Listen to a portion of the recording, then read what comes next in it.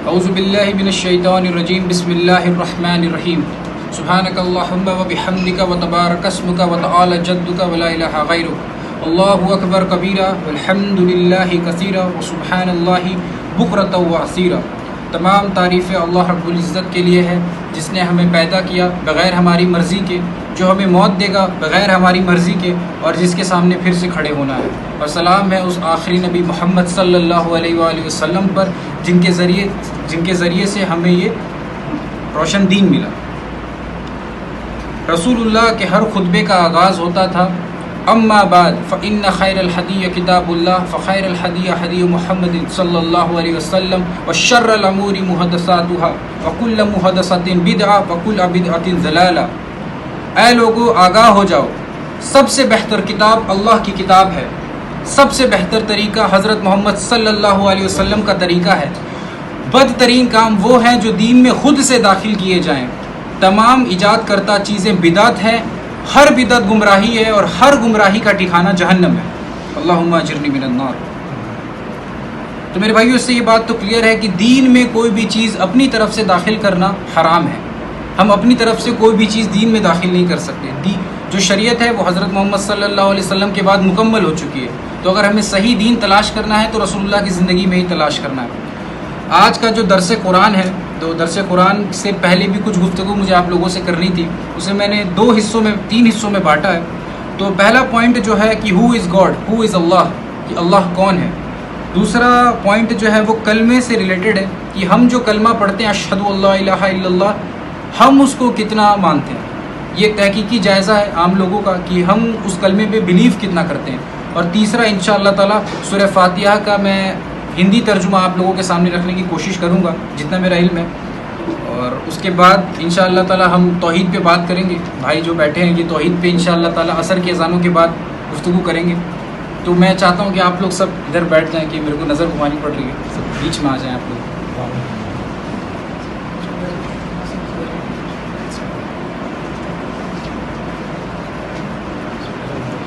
میرے بھائیو، یہ سیل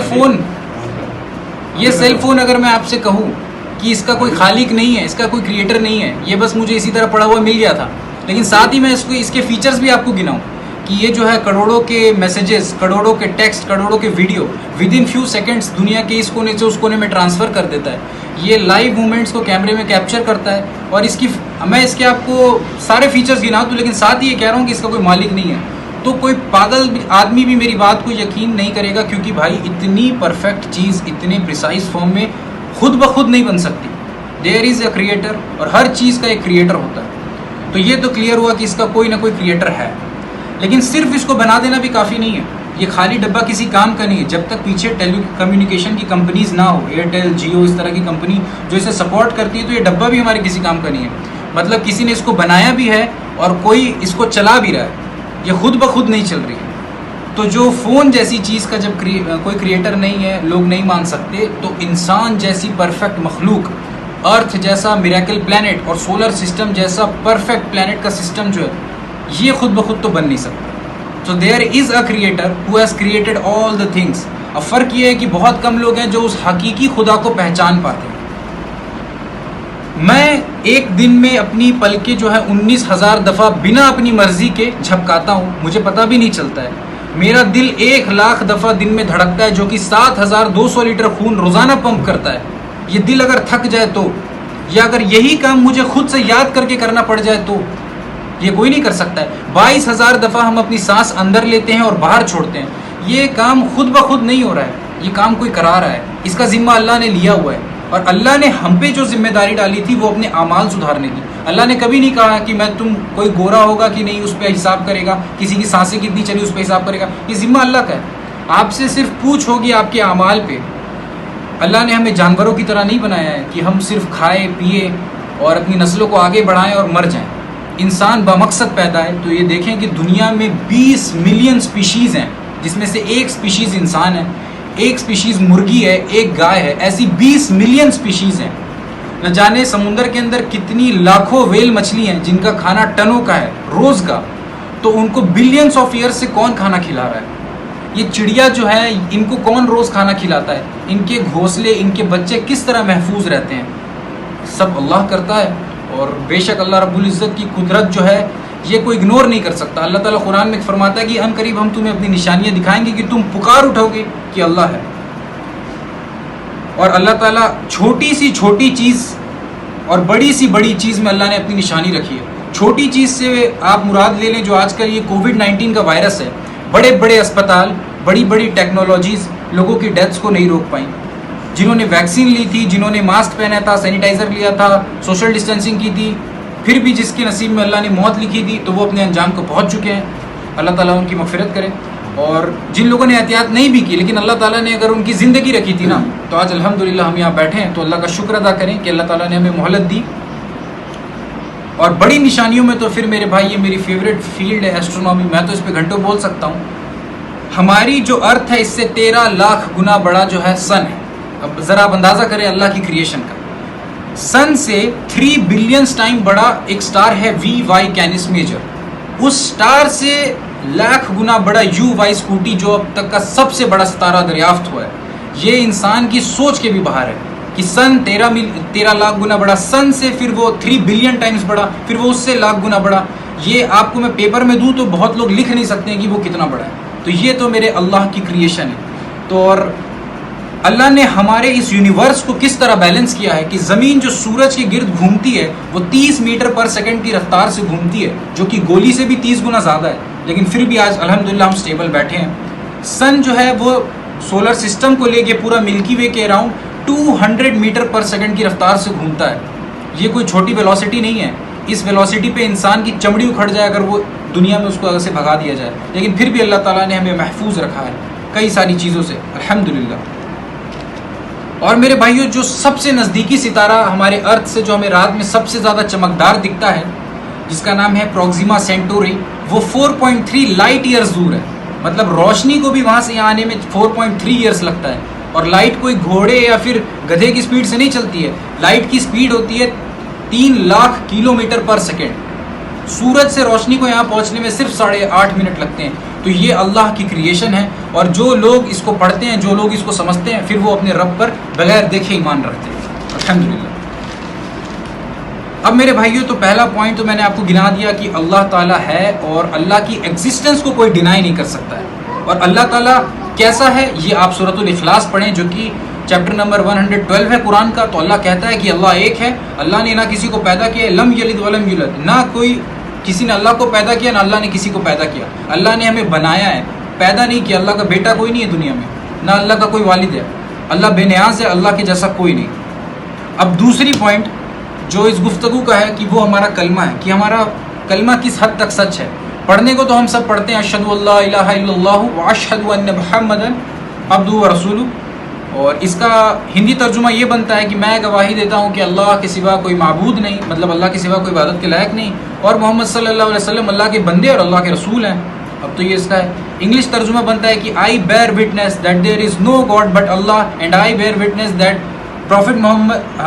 محمد صلی اللہ علیہ وسلم is the prophet and servant of God. لیکن یہ تو محض ایک جملہ ہے جو ہم کہہ رہے ہیں، اصل میں ہمارا ایمان اس کلمے پہ کیسے ہے؟ صحیح مسلم کی حدیث نمبر انٹرنیشنل نمبرنگ کے حساب سے 7، 8، 9 اور 11 میں ہے، ہر وہ شخص کے لیے جھوٹا ہونے کے لیے صرف اتنا کافی ہے کہ وہ سنی سنائی بات آگے پہنچا دے بغیر تحقیق کے۔ تو جب ہم یہ کہہ رہے ہوتے ہیں کہ I bear witness that there is no god but Allah, تو ہم یہ کس بنیاد پہ کہتے ہیں؟ نہ ہی ہم نے اللہ کو دیکھا ہے، نہ ہی ہم نے رسول اللہ کو دیکھا ہے، پھر بھی ہم یہ بات کہہ رہے ہیں اور دوسروں کو بتا رہے ہیں۔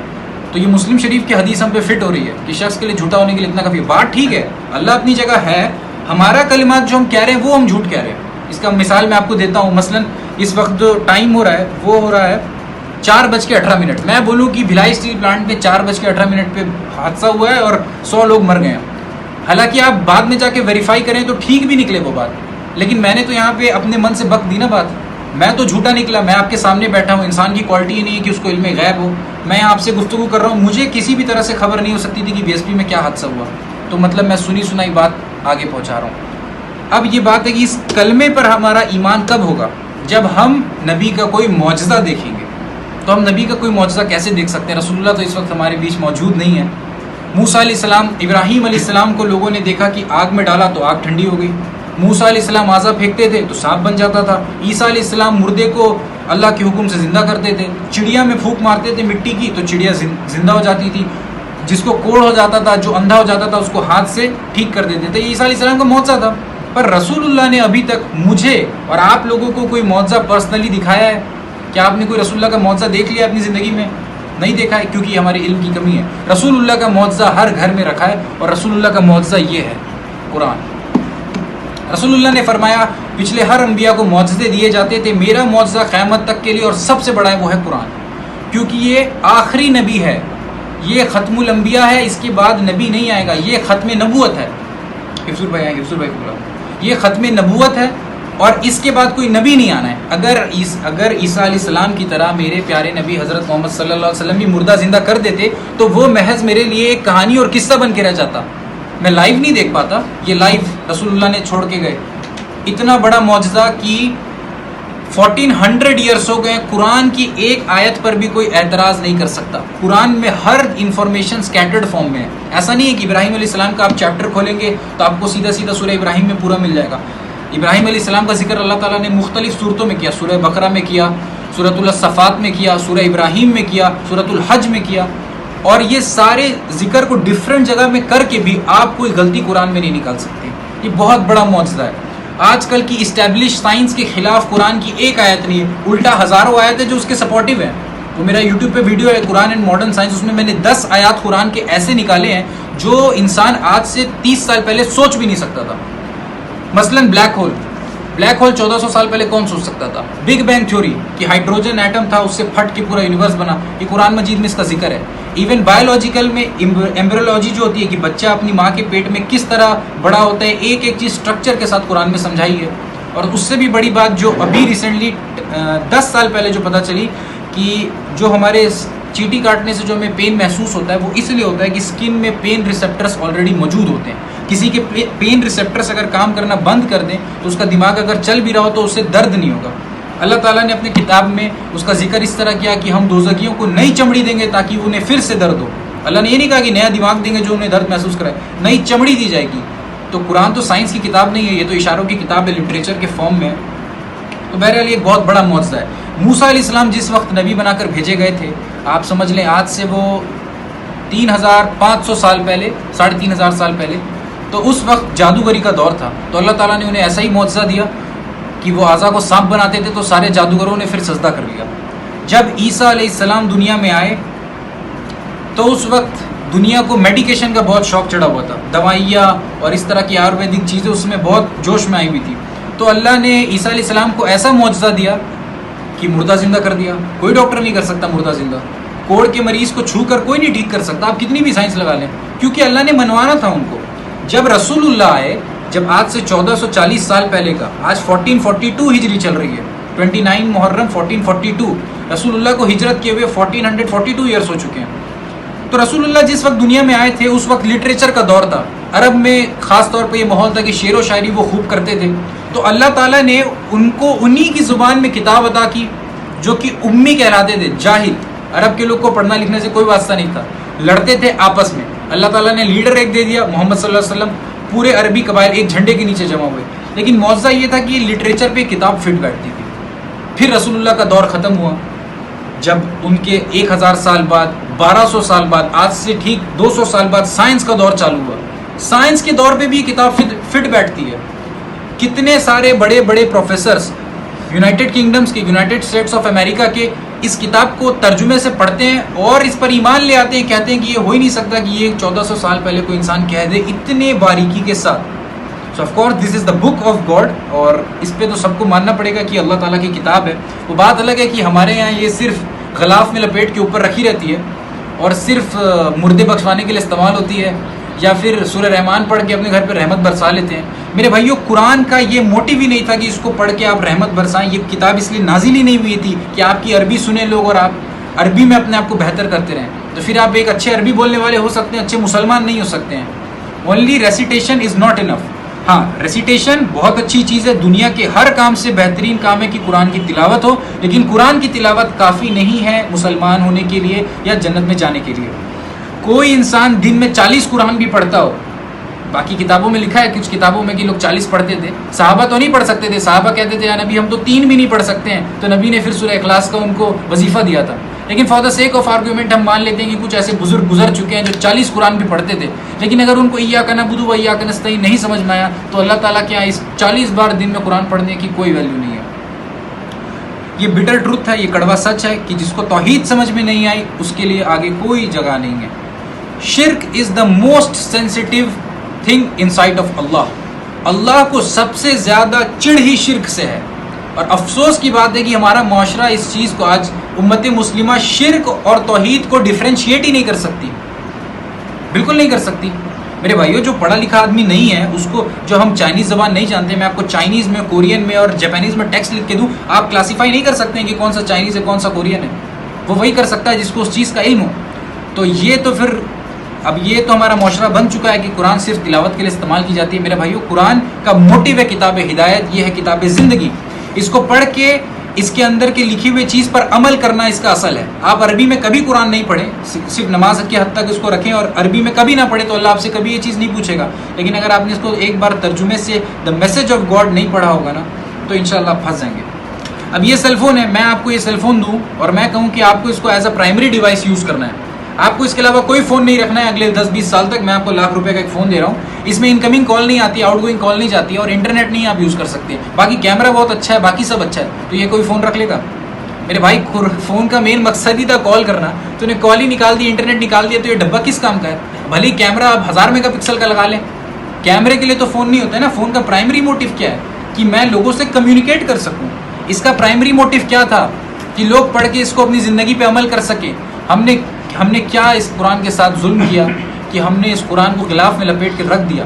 آپ اپنے گھر کی پاس کی مسجدوں میں چلے جائیں, وہاں ترجمے والا قرآن ہی نہیں ہوتا ہے. یہ ہماری مسجدوں کے حال ہیں, ترجمے والا قرآن ہی نہیں ہوتا ہے.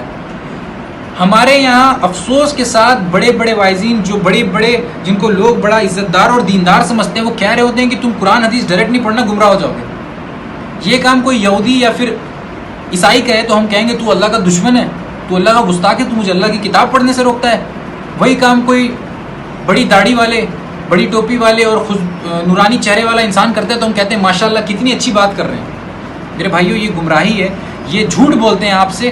قرآن مجید جو ہے پوری کی پوری ہدایت کی کتاب ہے.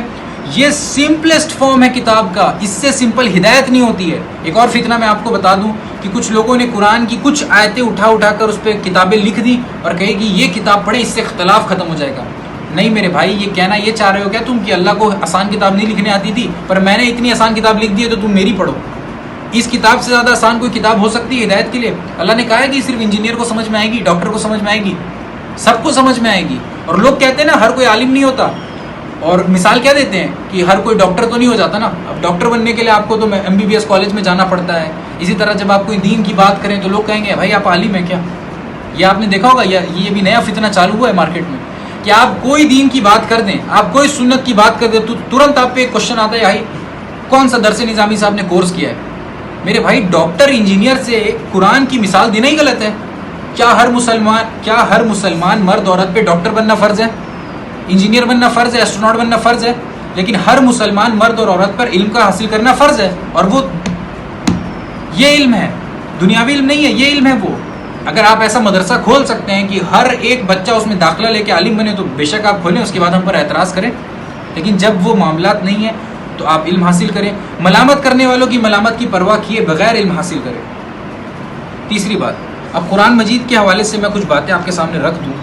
یہ وہ کتاب ہے جس کو پڑھ کے صحابہ نے اپنی جانیں دی جنگ قادسیہ, جنگ یرموک میں. وہ بات الگ ہے کہ اکثر لوگ یہ نام پہلی بار سن رہے ہیں, لیکن قادسیہ یرموک میں اور بدر احد میں صحابہ نے اپنی جان دی, اور ان کے اندر جو بجلی بھرتی تھی وہ یہ کتاب تھی. حضرت خالد ابن ولید رضی اللہ تعالیٰ عنہ جو سپہ سالار تھے, جن کو سیف اللہ کا لقب ہے, وہ اللہ کی تلوار ہے, وہ آج تک ایک جنگ بھی نہیں ہارے. مسلمانوں کے خلاف ایک جنگ کی, احد, اس میں بھی جیت گئے.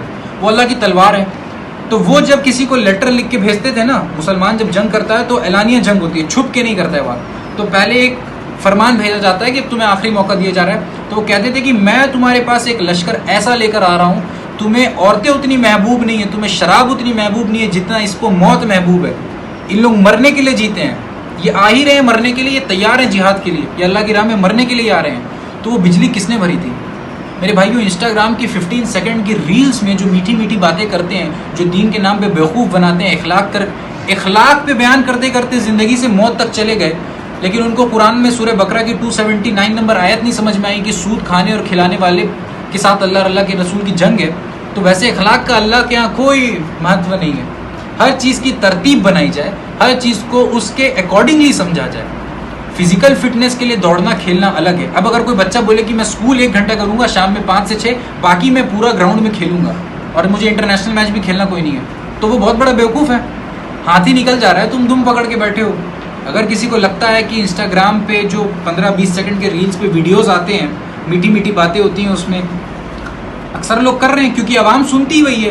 جب عوام کو ڈر سنایا جائے گا، جب آپ کو بولا جائے گا کہ رک جاؤ جہنم میں جا رہے ہو اور بچ جاؤ اللہ کے بندو، تو شیطان تو رہے گا نا. شیطان تو پھر بہکاتا ہے، اور ایسی لوگوں کی بات لوگوں کو سمجھ میں نہیں آتی ہے. لیکن میرے بھائی سمجھے، یہ بات انسان نفرت میں نہیں کہہ رہا ہوتا ہے، یہ آپ کی بھلائی کی اور محبت میں کہہ رہا ہوتا ہے. میرے نبی کریم صلی اللہ علیہ وسلم آخری نبی ہے، ان کے بعد کوئی نبی نہیں ہے. یہ کام امت کا ہے کہ وہ لوگوں کو دعوت دے، پر وہ دعوت دے گی کیسے جب تک اس کو خود علم نہیں ہوگا. تو علم حاصل کریں. چلے اب گفتگو بہت ہوگی. اب قرآن شریف کی جو پہلی آیت ہے سورۃ الفاتحہ، اس کو سٹارٹ کرتے ہیں. اس سے پہلے میں آپ کو کچھ چیزیں سورۃ الفاتحہ کے حوالے سے بتا دوں جو کہ ڈسکس کرنا بہت امپورٹنٹ ہے. سورہ فاتحہ جو ہے قرآن کی پہلی آیت ہے، اور سورہ فاتحہ ایک لوتی ایسی سورہ ہے قرآن کی جس کی فضیلت قرآن میں آ گئی ہے. اس کے علاوہ کسی سورہ انکلوڈنگ سورہ اخلاص کی بھی فضیلت حدیث میں موجود ہے، قرآن میں نہیں موجود ہے. سورۃ الفاتحہ ایک ایسی سورہ ہے جو ہر مسلمان جو نماز پڑھتا ہو وہ 17 دفعہ تو ایٹ لیسٹ اسے دن میں پڑھتا ہی پڑھتا ہے. رسول اللہ کی حدیث ہے، صحیح بخاری انٹرنیشنل نمبرنگ کے حساب سے 256، لا صلاۃ لمن لم یقرأ بفاتحۃ الکتاب. اس شخص کی تو کوئی نماز ہی نہیں جس نے نماز میں سورہ فاتحہ نہیں پڑھی. چاہے امام کے پیچھے کھڑے ہو کے، چاہے امامت کر رہے ہو، چاہے امام سے آگے کھڑے ہو، آپ کسی بھی حالت میں نماز پڑھیں، آپ نے سورہ فاتحہ پڑھنی ہے. اس حدیث سے وہ کنٹیکسٹ کلیئر ہوتا ہے. خیر وہ آج میرا ٹاپک نہیں ہے، اس لیے اس کو آج زیادہ ڈیپتھ میں ہم ڈسکس نہیں کریں گے. اب میں آپ کو بتا دوں کہ اللہ تعالیٰ نے اس سورہ کی جو فضیلت بتائی وہ سورۃ الحجر جو کہ سورہ نمبر 15 ہے، اس کی آیت نمبر 80 میں بتایا اللہ تعالیٰ نے کہ اے نبی ہم نے تمہیں دی 7 آیات جو بار بار دہرائی جاتی ہیں اور قرآن. دیکھیں اللہ نے اس کی فضیلت ایسی رکھی، اس کو قرآن سے الگ کر دیا. اے نبی ہم نے تمہیں 7 ایسی آیات دی جو بار بار دہرائی جاتی ہے اور قرآن عطا کیا. قرآن خود میں بہت بڑی نعمت تھی، لیکن اللہ تعالیٰ نے صرف انٹینسٹی سورہ فاتحہ کی ایسی بتائی کہ اس کو قرآن سے الگ کر کے ذکر کیا. سورۃ الفاتحہ جو ہے قرآن کی ماں ہے. قرآن کے اندر کوئی ایسی آیت نہیں جس کا پریمیٹیو فارم سورہ فاتحہ میں موجود نہ ہو. عقیدہ توحید، عقیدہ رسالت سے لے کے عقیدہ آخرت تک سب کچھ سورۃ الفاتحہ میں موجود ہے پریمیٹیو فارم میں. ایکسپلینیشن آگے کی صورتوں میں آئی ہے. تو چلیے بسم اللہ کر کے شروع کرتے ہیں. ایک دفعہ آپ لوگ بھی کہہ لیں اعوذ باللہ من الشیطان الرجیم بسم اللہ الرحمن الرحیم. اعوذ باللہ کہنا بہت ضروری ہے کہ جب قرآن کی دین کی بات ہوتی ہے تو شیطان لگاتار وسوسے ڈالتا ہے. کسی کو اس فارم میں ڈالے گا کہ یار پکا رہا ہے، کسی کو اس فارم میں ڈالے گا زور سے بول رہا ہے، کسی کو اس فارم میں ڈالے گا کہ یار اس کو نہیں پتا مجھے پتا ہے. جب بات ہو تو اسے سن لیں، اور اعتراض ہو تو بے شک اس لیکچر کے بعد آ کے اعتراض کر لیں، کوئی اس میں دقت نہیں ہے. علمی بحث ضروری ہے اسلام میں. تو سورۃ الفاتحہ سٹارٹ کرتے ہیں. یہ قرآن کی پہلی سورت ہے اور اس کی فضیلت تو میں نے آپ کو بتا دی. ایک اور اس کی فضیلت میں ڈسکس کر دوں کہ بخاری اور مسلم کی متفق علیہ حدیث ہے کہ ایک صحابی نماز پڑھ رہے تھے تو رسول اللہ نے انہیں آواز دی. تو صحابی نماز میں خشوع خضوع صحابی کا بہت ہوتا تھا، تو انہوں نے نماز توڑی نہیں اور انہوں نے رسول اللہ کا جواب نہیں دیا. تو نماز توڑ کے وہ رسول اللہ کے پاس گئے تو رسول اللہ نے پوچھا کہ جب میں نے آواز لگائی تو تم نے لبیک کیوں نہیں کہا؟ کیونکہ قرآن میں ہے کہ اللہ اور اللہ کا رسول جب آواز لگائے تو آپ نے کہنا ہے لبیک. کسی بھی حالت میں آپ ہو آپ نے کہنا ہے لبیک. اس روح عرض پہ نبی کے سوا کوئی ایسی شخصیت نہیں ہے جس کے بلانے پہ آپ نماز توڑ دیں گے. یہاں پہ ایک متھ اور میں کلیئر کرتا چلوں. انڈیا، پاکستان، بنگلہ دیش، افغانستان میں ایک متھ چلتی ہے کہ رسول اللہ فرماتے ہیں کہ میری امی مجھے آواز دیتی نا تو میں فرض نماز توڑ دیتا. جھوٹ ہے. ایسی کوئی حدیث صحیح سند کے ساتھ کسی حدیث کی کتاب میں یہ نہیں ہے. یہ کہانی ہے، صرف کہانی. اس کو یقین نہیں کرنا ہے. مخلوق کی اطاعت مالک کے اطاعت کے اندر ہے. مخلوق کی اطاعت مالک کی اطاعت کے باہر نہیں ہوگی.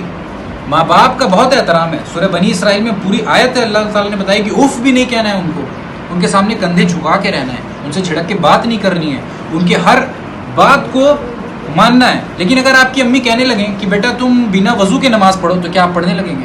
نہیں. اللہ کے حکم کے اندر جو حکم ماں باپ دیں گے یا پھر کوئی بڑا انسان بھی دے تو اس کو مان لینا ہے، باقی چھوڑ دینا ہے.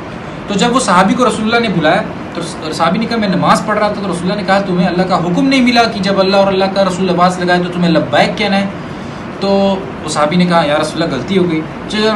جب رسول اللہ کسی کو اس طرح کی ٹون میں کسی کو کریکشن کرتے تھے نا تو اسے ایک وظیفہ بھی دیتے تھے، تو رسول اللہ نے کہا کہ جب میں مسجد سے نکلوں گا نا تو میں قرآن کی سب سے بہترین سورت تمہیں بتا دوں گا۔ تو جب رسول اللہ مسجد سے نکلنے لگے تو صحابی نے پوچھا رسول اللہ آپ اپنا وعدہ نبھائیں، آپ نے کہا تھا کہ آپ نے مجھے قرآن کی سب سے بہترین سورہ بتانی ہے، تو رسول اللہ نے کہا الحمدللہ رب العالمین، یعنی سورۃ الفاتحہ۔ یہ ہے قرآن کی سب سے زیادہ فضیلت والی سورہ، جس پہ انشاءاللہ تعالیٰ اس کو میں عربی میں پڑھ کے اس کا ہندی میں مطلب بتانے کی کوشش کروں گا۔ ویسے تو اکثر لوگوں کو پتہ ہے لیکن بہت لوگوں کو نہیں بھی پتہ ہوتی ہے، 80-90 سال کی عمر تک نماز پڑھتے رہ جاتے ہیں لیکن ایاک نعبد و ایاک نستعین سمجھ میں ہی نہیں آتا ہے، تو یہ سمجھنا ضروری ہے۔ تو سٹارٹ کرتے ہیں۔ اعوذ باللہ من الشیطان الرجیم، بسم اللہ الرحمن الرحیم۔ یا اللہ میں تیری پناہ میں آتا ہوں شیطان مردود کے شر سے، اور شروع کرتا ہوں اللہ کے نام سے۔ اچھا اس میں بھی بڑا اختلاف ہوتا ہے ترجمہ پڑھنے میں، لوگ کہتے ہیں ان کا نہیں پڑھنا ہے ان کا نہیں پڑھنا ہے۔ دیکھیں میرے بھائی ترجمہ سب کا سیم ہوتا ہے۔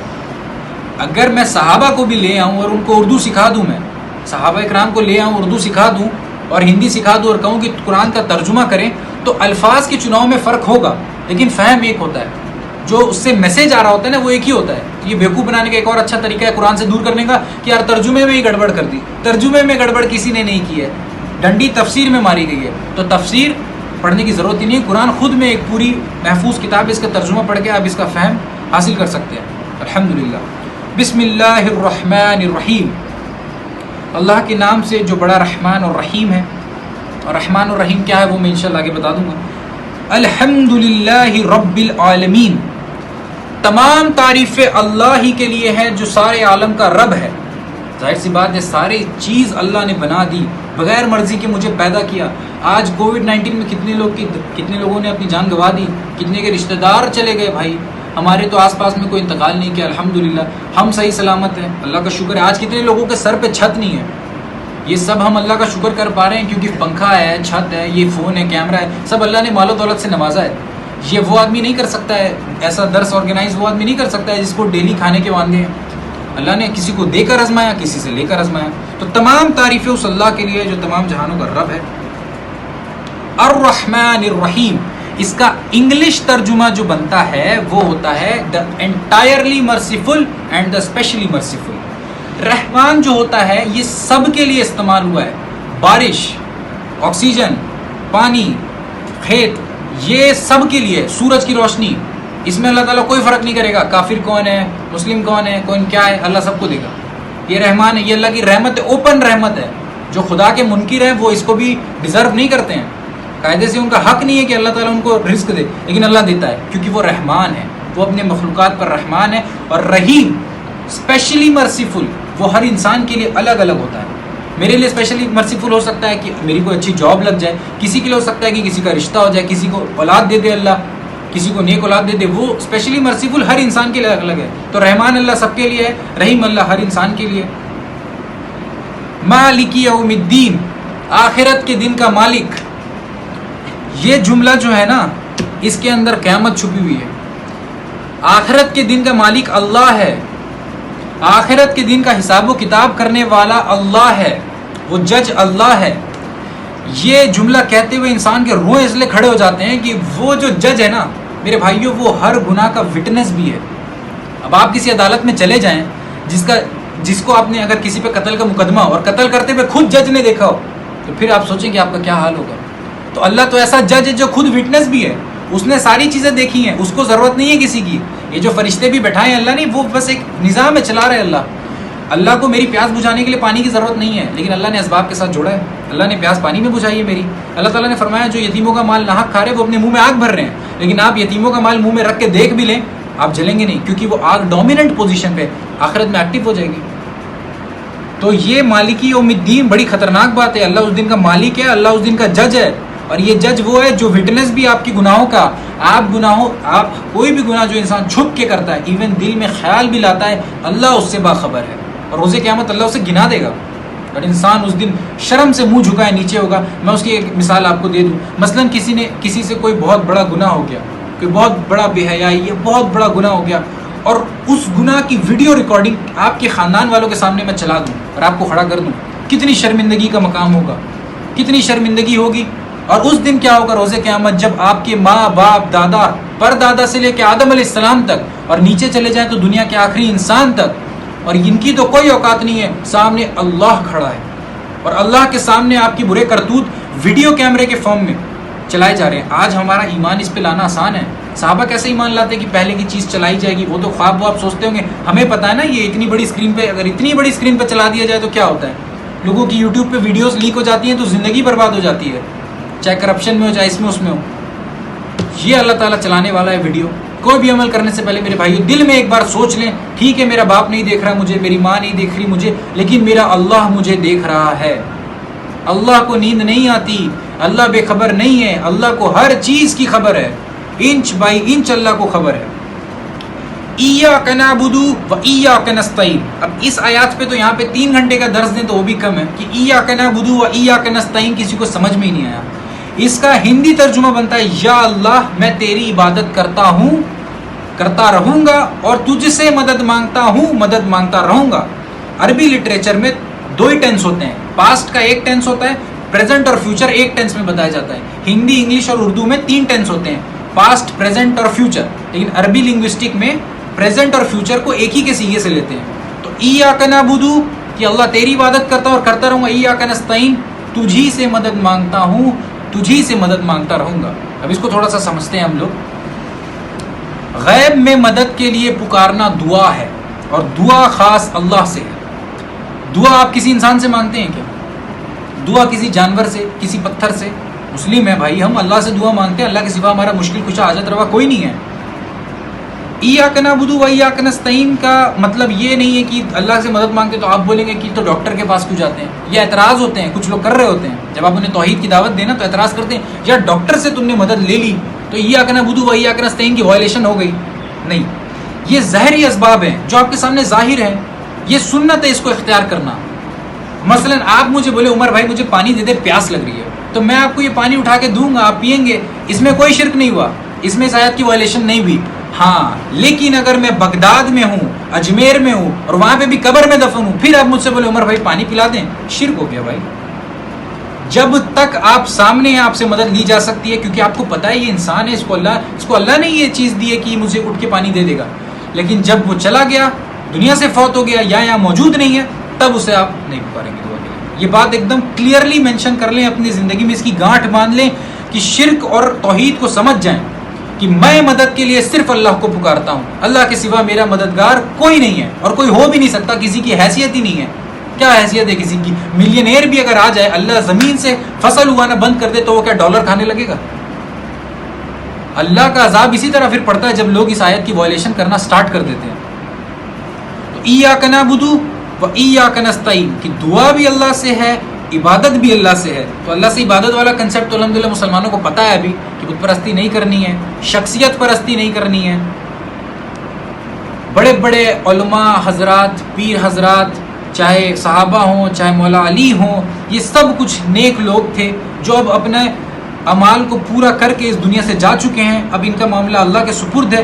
یہ ہماری باتیں بھی نہیں سنیں گے اگر ہم انہیں بالفرض بلا بھی دیں. اللہ نہ کرے کوئی مسلمان انہیں مدد کے لیے پکارے, لیکن اگر ہم پکار بھی دیں یہ ہماری بات نہیں سن سکتے بے شک. اور اس پہ یہ کامیڈی کرتے ہیں کہ جب آدمی ڈوب رہا ہو تو اللہ کو بلائے گا کہ انسان کو بلائے گا سامنے کھڑے. تو بھائی سامنے تو انسان کھڑے اسی کو بلائے گا نا. تو میں پوچھتا ہوں کہ پھر وہ بلائے نا کسی کو مدد کے لیے غیب میں, کسی قبر میں دفن آدمی کو. کوئی ڈوب رہا انسان کسی قبر والے آدمی کو بلائے گا؟ تو ہم کیوں ایسا کرنے لگے؟ ہمیں اس چیز پہ کلیئر رہنا ہے. ہم قبروں پہ جائیں گے, بے شک ان کے لیے جو ہے ہم دعائیں مغفرت کریں گے, ان کی قبروں پہ ہو سکے تو قرآن کی تلاوت بھی کر دیں گے. چلے اس درجے تک ہم ماننے کو تیار ہیں, لیکن مدد کے لیے ہم نہیں پکاریں گے. انفیکٹ اس سے الٹی بات میں آپ کو بتاؤں, آپ سمجھتے ہیں کہ ہم ان کے محتاج ہیں, ایکچولی میں وہ ہمارے محتاج ہوتے ہیں. اس وقت جب ایک انسان قبر میں دفن ہوتا ہے تو وہ ہر وقت یہ آس لگایا ہوتا ہے کہ کاش کوئی میرے لیے دعائیں مغفرت کر دے. مردہ چانپ لگا کے سنتا ہے میرے رشتہ دار جا رہے ہو, کدھر جا رہے ہو, رک جاؤ. لیکن نہیں, اللہ کا جو ہے ڈیسیجن آ چکا, موت آ چکی. اور جب موت آتی ہے تو قرآن میں سورہ نساء میں آیا ہے, نہ ایک مہلت آگے نہ ایک مہلت پیچھے. ہم دنیا میں ایک ایسا ٹیسٹ لکھ رہے ہیں جس کا پیپر کبھی بھی اسٹاپ ہو سکتا ہے. کوئی ٹائمنگ نہیں ہے کہ ابھی پیپر چھنائے گا, پیپر کبھی بھی چھنا جائے گا. تو ٹائم ویسٹ کیوں کر رہے ہیں ہم لوگ؟ کیا سوچ رہے ہیں؟ چیٹنگ کریں گے، کوئی نہیں بتانے والا ہے. روز قیامت کیا عالم ہوگا؟ نفسی نفسی، مجھے بخش دو مجھے بخش دو، میری جان میری جان. ماں بچے کو نہیں پوچھے گی، بچہ ماں کو نہیں پوچھے گا، شوہر بیوی کو نہیں پوچھے گا، بیوی شوہر کو نہیں پوچھے گی ہم کس کے لیے رکے ہوئے ہیں. ہم کن لوگوں کو دیکھ کر اپنی آخرت برباد کر رہے ہیں کہ میرے سوسائٹی میں، میرے دوستوں میں میری عزت کم ہو جائے گی میں داڑھی رکھ لوں تو، میں قرآن و سنت سے بات کروں تو لوگ میرے خلاف ہو جائیں گے. یار آپ اگر اللہ کی دعوت کو اٹھائیں گے نا تو لوگ بے شک آپ کے خلاف ہو لیکن اللہ آپ کے ساتھ ہو جائے گا. اور یہ ایک فیلنگ ہوتی ہے، جس کے ساتھ اللہ کھڑا ہو جاتا ہے نا، اس کا مزہ صرف اسی کو آتا ہے. پھر اسے ملامت کرنے والوں کی ملامت کی کوئی پرواہ نہیں ہوتی ہے، وہ صرف اور صرف اللہ اور اللہ کے رسول کو دیکھتا ہے کہ بھائی میرا بیڑا بھی انہی لوگوں نے پار لگانا ہے نا، اللہ نے مغفرت کرنی ہے، رسول اللہ نے شفاعت کرانی ہے، تبھی ہوگا. اب میں اپنے بدن پہ ٹیٹو لے کے، اپنے بال کو یہودی اور نصارہ کے طریقے پہ لے کے، اور اپنے جو لباس کو ٹکنوں سے نیچے لٹکا کے قبر میں جا رہا ہوں، تو میں رسول اللہ سے کس منہ سے مانگ سکتا ہوں رسول اللہ میری بھی شفاعت کرا دیں؟ بالکل نہیں. اس چیز کو دھیان رکھ. ایاک نعبد و ایاک نستعین ہو گیا. اہدنا الصراط المستقیم، اب اس پہ بھی گھٹو بولا جا سکتا ہے کیونکہ یہ بھی فتنہ بن چکا ہے. اہدنا الصراط المستقیم ہوتا ہے اللہ مجھے سیدھا راستہ دکھا. عربی آتی ہو تو کوئی اس کا ترجمہ کر لے، اللہ مجھے سیدھا راستہ دکھا، اللہ مجھے سیدھے راستے مت دکھا، کیونکہ راستے تو سیدھے ہیں ہی نہیں. سیدھا راستہ تو ایک ہی ہے، حق ہمیشہ ایک ہی ہوتا ہے. 2+2 کتنا ہوتا ہے؟ 4. اور کوئی آنسر ہے؟ آپ اس کے انفائنائٹ آنسرس لے آئیں، 5 7 9 4.1 سارے غلط ہیں. کریکٹ آنسر ایک ہی ہوتا ہے، سیدھا راستہ ایک ہی ہوتا ہے. اور ہمارا کیا حال ہے؟ چاروں ہی ٹھیک ہیں، پانچوں ہی ٹھیک ہیں، سارے ہی ٹھیک ہیں. سارے ٹھیک نہیں ہیں، ایک ہی ٹھیک ہے. وہ ایک کون ہے؟ حضرت محمد صلی اللہ علیہ وسلم. اس کے علاوہ کوئی ٹھیک نہیں ہے. میں غلط ہوں، میں ظاہر سی بات ہے غلط ہوں، میرے سے اختلاف ہو سکتا ہے، امام کعبہ سے اختلاف ہو سکتا ہے، انسان ہے. امام مالک کا قول ہے، جب امام مالک نماز پڑھا رہے تھے تو رسول اللہ کی قبر کی طرف پیٹ کر کے کہا کہ اس شخص کے علاوہ دنیا میں ہر انسان سے اختلاف رکھا جا سکتا ہے، امت کسی پہ جمع نہیں ہو سکتی سوائے حضرت محمد صلی اللہ علیہ وسلم کے. انفیکٹ وہ بڑے سے بڑا صحاب ابو بکر عمر عثمان علی بھی ہو، امت جمع نہیں ہو سکتی. رسول اللہ نے اپنی وفات سے پہلے 2-2.5 مہینہ پہلے خمب نامی گاؤں میں خطبہ دیا، جسے غدیر خمب کی حدیث بھی کہا جاتا ہے، کہ اے لوگو آگاہ ہو جاؤ، میں بھی اللہ کا ایک بندہ ہوں، قریب ہے کہ اللہ کا قاصد یعنی موت کا فرشتہ میرے پاس آئے اور میں اس کی دعوت قبول کر لوں. میں اپنے بعد تم لوگوں میں 2 بھاری چیزیں چھوڑ کر جا رہا ہوں. اس میں سے پہلی ہے اللہ کی کتاب. یہ اللہ کی کتاب اللہ کی رسی ہے، جو اسے پکڑے گا کامیاب ہو جائے گا، جو اسے چھوڑ دے گا گمراہ ہو جائے گا. پھر رسول اللہ ترغیب دلاتے گئے، اللہ کی کتاب میں نور ہے، اس میں ہدایت ہے، اس کے ساتھ اپنا تعلق مضبوط کرو اور فرقوں میں نہ بٹو. پھر اللہ کے رسول ترغیب دلاتے گئے، اللہ کی کتاب اللہ کی کتاب اللہ کی کتاب. اور دوسرا اللہ کے نبی کے رشتہ دار ہیں، اہل بیت ہیں. اہل بیت خیر وہ الگ معاملہ ہے، آج اس پہ ڈسکشن نہیں ہے. آج قرآن کی تفسیر ہے تو انشاءاللہ قرآن پہ ہم فوکس کرتے ہیں. تو اللہ کے نبی ہمیں کیا سکھا کے گئے تھے؟ قرآن قرآن قرآن. اور آپ اپنے لائف میں سوشل ایکسپیریمنٹ کر لیں، آس پاس کی مسجدوں میں، آس پاس کے دینی لوگوں میں جنہیں ہم دینی سمجھتے ہیں، چلے جائیں اور آپ دیکھ لیں کہ قرآن کا کتنا جذبہ ہے. کیا اس طرح کی مجلسیں اور نہیں ہوتی ہیں اس شہر میں؟ کن مجلسوں میں قرآن سے دعوت دی جاتی ہے؟ جبکہ اصل دعوت تو یہی ہے. میں آپ کو بولوں چلیں اللہ کے راستے میں، چلے ہم اللہ کا کام کرنے، چلے ہم رب کا حکم رب کے حکم کی تعمیر کرنے، تو اس رب کے حکم میں جو یہ میسج ہی نہیں رہا، قرآن ہی نہیں رہا، تو وہ رب کا حکم تھوڑی ہے، وہ کس کی دعوت ہے؟ پھر آپ بہتر سمجھیں، میں نہیں بولتا، لیکن قرآن ہی ہے ایک ایسی کتاب جس پہ آپ امت جمع ہوگی اور اس کی دعوت دی جائے گی. اہدنا الصراط المستقیم صراط الذین انعمت علیہم، چلا ان لوگوں کے راستے پر جن پر تیرا رحم ہوا، جن کو تو نے انعام دیا. کچھ بھی کہہ لیں، فہم آنا چاہیے سمجھ میں. ایگزیکٹ ترجمے کا تو میں بھی قائل نہیں ہوں. تو جن پر اللہ کا انعام ہوا تو کس پہ ہوا؟ شاہ رخ خان پہ، ایلون مسک پہ، کرسٹیانو رونالڈو پہ.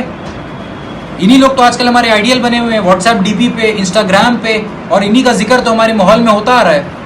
ہم کتنے بار ابو بکر کا ذکر کرتے ہیں، کتنے بار عثمان کا، علی کا ذکر کرتے ہیں، کتنے بار حسین کا ذکر کرتے ہیں. فلموں کے ڈائلاگ زبانی یاد ہیں، فلموں کے سین زبانی یاد ہیں، لیکن اللہ کے رسول نے کیا کہا تھا نہیں یاد ہے. تو میرے بھائی یہ صراط الذین انعمت علیہم پہ جو آپ کہہ رہے ہوتے ہیں نا، تو آپ کس کو مان رہے ہوتے ہیں کہ اللہ کا انعام ہے اس پہ؟ یہ کہاں سے آئے گا کنسیپٹ؟ یہ کنسیپٹ یہ دنیا نے تو اندھا کیا ہوا ہے. یہ دنیا دن پر دن روشن ہو رہی ہے. میں بھی مانتا ہوں کہ ٹیکنالوجی میں جو ترقی ہو رہی ہے اچھی چیز ہے، لیکن یہ تو ہمیں اندھا کر رہی ہے نا. یہ ہمارے آئیڈیلز کیا سیٹ ہو رہے ہیں؟ وہ لوگ جن پہ تو اللہ کی لعنت ہے وہ ہمارے آئیڈیلز ہو رہے ہیں. ہماری مجلسوں میں ان کا تذکرہ ہو رہا ہے. رسول اللہ کی حدیث ہے کہ جب اللہ تعالیٰ فرماتا ہے کہ جب میرا بندہ کسی مجلس میں میرا ذکر کرتا ہے تو میں اس مجلس سے بہتر مجلس میں اس بندے کا ذکر کرتا ہوں. فرشتوں کی مجلس میں میرا اور آپ کا ذکر اللہ کرے بائی نیم، اس سے بڑا کیا مقام ہو سکتا ہے؟ یہاں تو لوگ ڈھونڈتے ہیں کہ کوئی فلاں نیتا صاحب ہے، فلاں ایکٹر صاحب ہے، ایک بار میری سٹوری لگا دے، ایک بار میرا نام لے لے بس منہ سے. اللہ ذکر کرتا ہے. اب آخری غیر المغضوب علیہم ولا الضالین، اور نہیں چلا ان کے راستے پر جن پر اللہ کا عذاب ہوا اور جنہوں نے اللہ کے غصے کو بھڑکایا. کنہوں نے بھڑکایا بھائی؟ وہ تو پتہ ہوگا تب نا. اگر قرآن حدیث پڑھی ہوگی تب. قرآن حدیث نہیں پڑھی ہوگی تو ابو جہل کو بھی رحمۃ اللہ علیہ کہے گا آدمی، کیونکہ قرآن حدیث ہی نہیں پڑھی ہے. تو قرآن حدیث پڑھیں. یہ وہ لوگ ہیں جنہوں نے اللہ اور اللہ کے رسول کی مخالفت کی. اب یہ آیات تو 7 آیات مکمل ہو گئی. اور اسکوٹی کی چابی رکھا ہے؟ اسکوٹی میں پیمپلیٹ رکھا ہوا ہے، پیپر لے کے آنا. یہ 7 آیات جو ہے اس کو میں نے ہندی میں اور انگلش میں پرنٹ کرایا ہے سورہ فاتحہ، کیونکہ مجھے پتا ہے کہ قرآن کی آج کل کیا حیثیت ہے. قرآن غلاف میں لپیٹ کے رکھا ہوا ہے. پڑھنی ہوتی تو لوگ پہلے پڑھ چکے ہوتے. آج ہم نے سورہ فاتحہ مکمل کی ہے تو اس کا انگلش اور ہندی ترجمہ لے لیں، خود پڑھیں، یاد کریں اس کو، اور اپنے گھر میں جو عورتیں ہیں، بچے ہیں، جو بڑے جو لوگ نہیں آ پائے ہیں ان کو جا کے بھی یاد کرائیں. اس سے آپ کی ریویژن ہوگی اور اس سے آپ کی توحید کلیئر ہوگی الحمدللہ. اب جو بات ہے میری سب سے زیادہ بڑی، کہ ہم میں سے ہر مسلمان جانتا ہے کہ شرک نہیں کرنا چاہیے. شرک نہیں کرنا چاہیے مطلب اللہ کے ساتھ کسی کو شریک ٹھہرانا ہی نہیں چاہیے.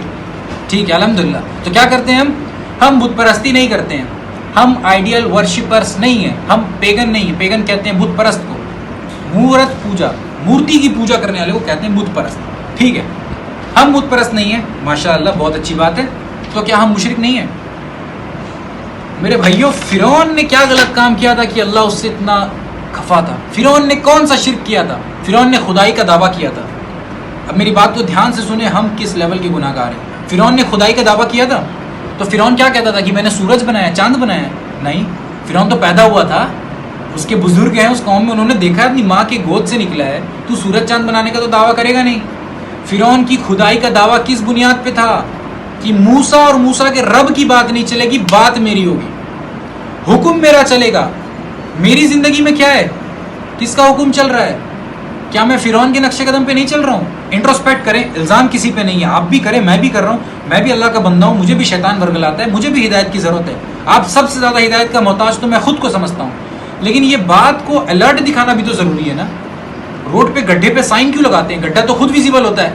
بھائی سائن دیکھ کے رک جاؤ، کیونکہ آگے خطرہ ہی اتنا بڑا ہے کہ گاڑی غلطی سے گئی تو پھر آپ سمجھے کہ کیا ہوتا ہے. تو اللہ کے حکم کے آگے اپنا حکم چلا دینا بھی کسی لیول کا شرک ہے. فجر کی اذان ہو رہی ہے، مسجد سے آواز آ رہی ہے، حی علی الصلاۃ حی علی الفلاح، اللہ اکبر لا الہ الا اللہ، کہ اللہ بڑا ہے، اللہ بڑا ہے، آؤ نماز کی طرف، آؤ کامیابی کی طرف. اور میں اپنے بلینکٹ میں مست سو رہا ہوں، میں رات بھر ویب سیریز دیکھ کے سو رہا ہوں، تو میں کس کا حکم چلا رہا ہوں؟ میں اپنی زندگی میں کس کے حکم کی تعمیر کر رہا ہوں؟ اپنے خواہش نفس کی. قرآن میں اس کا ذکر ہے. کیا تم نے ان لوگوں کو نہیں دیکھا جنہوں نے اپنے خواہش نفس کو اپنا خدا بنا لیا ہے؟ میرا اللہ کہہ رہا ہے کہ کوئی ایسی عورت جو تمہارے لیے حلال نہیں ہے اس پہ نظر پڑے تو اے مومن مردوں اپنی نگاہوں کو نیچی کرو، یہ تمہیں پاک رکھتا ہے. اور مومن عورتوں سے کہا کہ مردوں کو دیکھو، غیر مردوں کو تو اپنی نگاہیں نیچی کرو. تو اگر میں اپنی بائک پہ یا پھر مارکیٹ میں کسی لڑکی کو لگاتار گھورا جا رہا ہوں تو میں یہ کس کے حکم کی تعمیر کر رہا ہوں؟ میں یہ کس کا حکم چلا رہا ہوں اپنی زندگی میں؟ اپنے خواہش نفس کا. یہ مجھے نفع نہیں دینے والا. اللہ نے فرمایا کہ تم پہ شراب حرام ہے. آج بھی آپ بھی اس چیز سے باخبر ہیں کہ بہت سے مسلمان، خاص طور پہ ہمارا جو پڑوسی علاقہ ہے فرید نگر کا، لگ بھگ 70% مسلمان وہاں کے شراب پیتے ہیں چھپ کے. تو میرے بھائی کس سے چھپ رہے ہو؟ ماں باپ سے چھپ رہے ہو. ماں باپ نے کرنا بھی کچھ نہیں ہے، ان کے سامنے بھی پی لو گے تو زیادہ سے زیادہ روئیں گے، اللہ سے دعا کریں گے. اللہ سے تو نہیں چھپ سکتے نا. تو تمہیں سورہ مائدہ کی آیت یاد نہیں آ رہی ہے کہ اللہ نے 4 چیزیں ہم پہ حرام کی ہے؟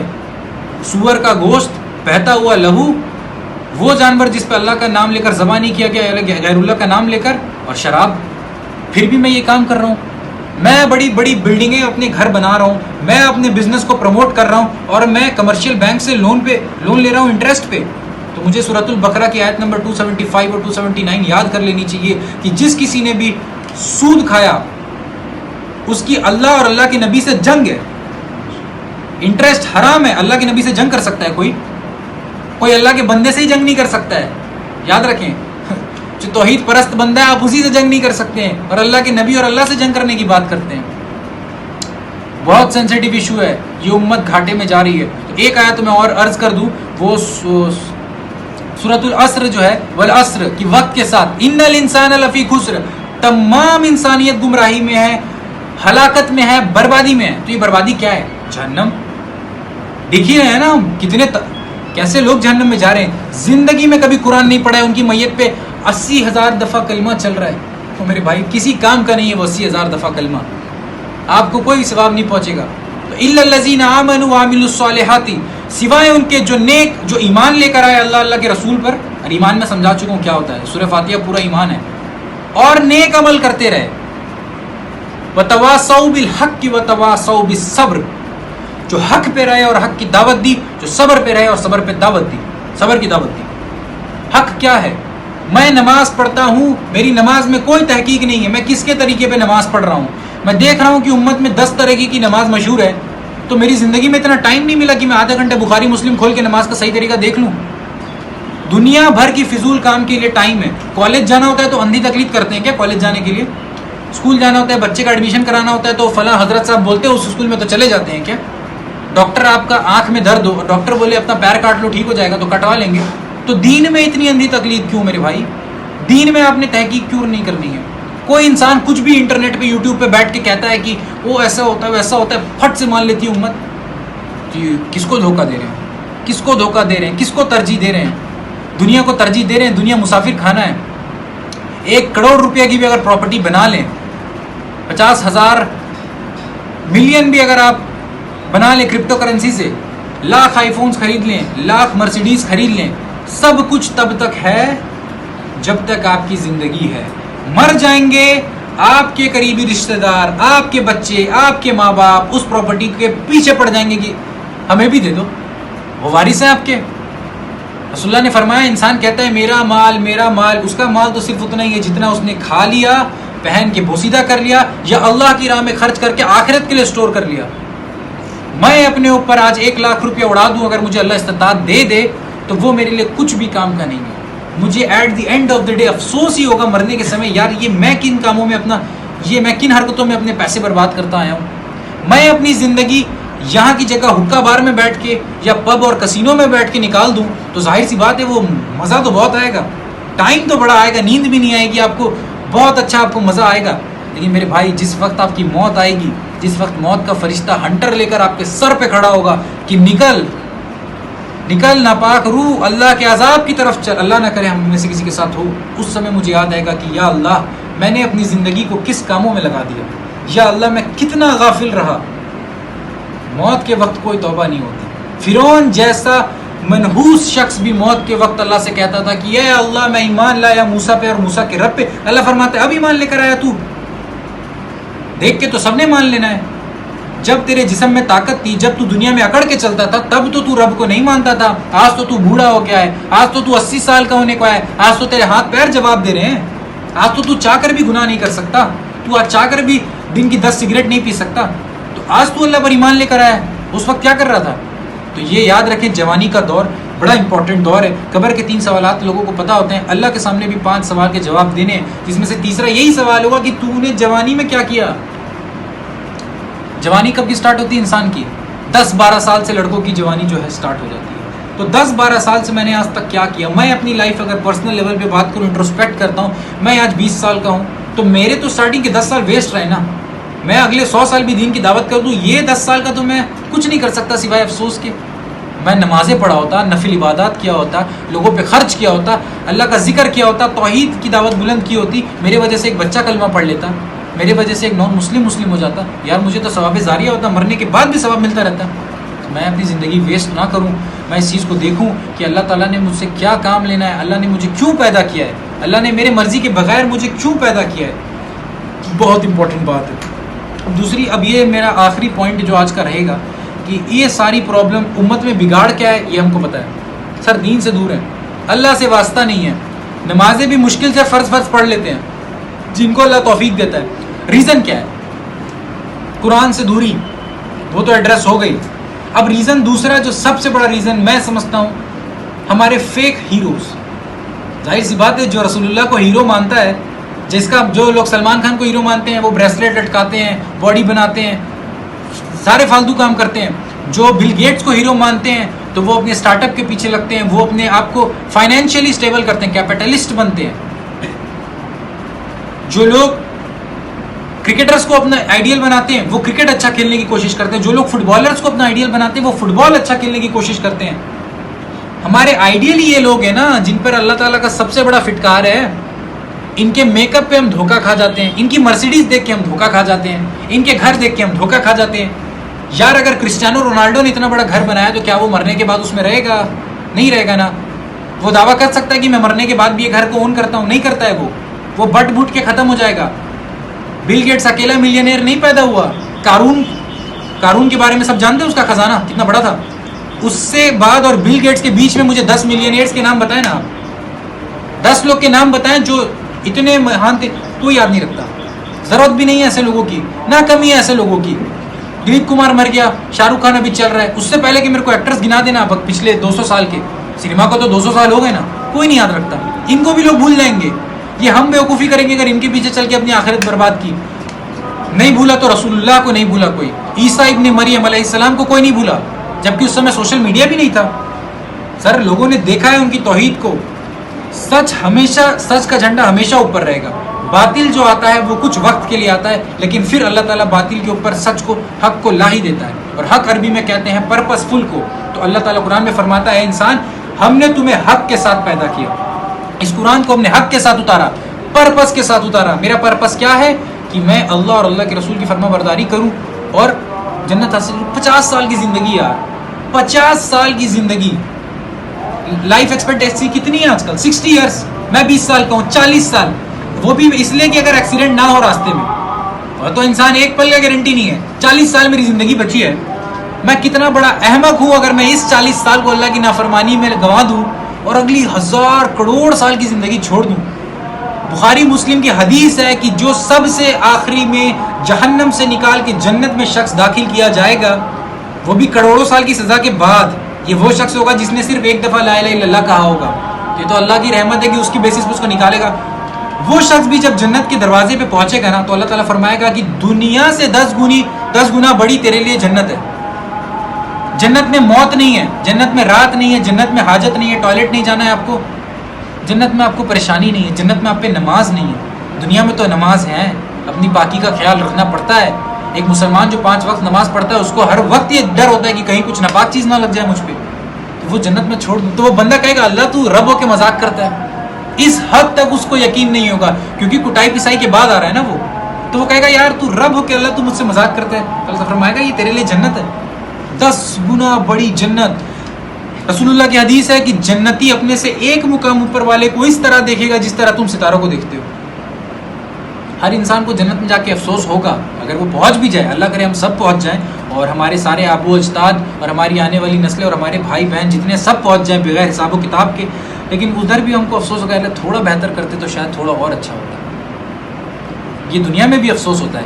سر آپ کرکٹ کھیل لیں، فٹ بال کھیل لیں، گھر بنا لیں، گھر اتنا اچھا کروڑ روپے کا بن جاتا ہے لیکن تھوڑا سا لگتا ہے یار یہ والا کام ہو گیا ہوتا نا یار بڑا اچھا ہوتا. گاڑی خرید لیتے ہیں 30 لاکھ کی لیکن پھر بھی دل میں خیال ہوتا ہے یار تھوڑا اور پیسہ ہوتا نا اس سے ایک ماڈل اچھی آ جاتی.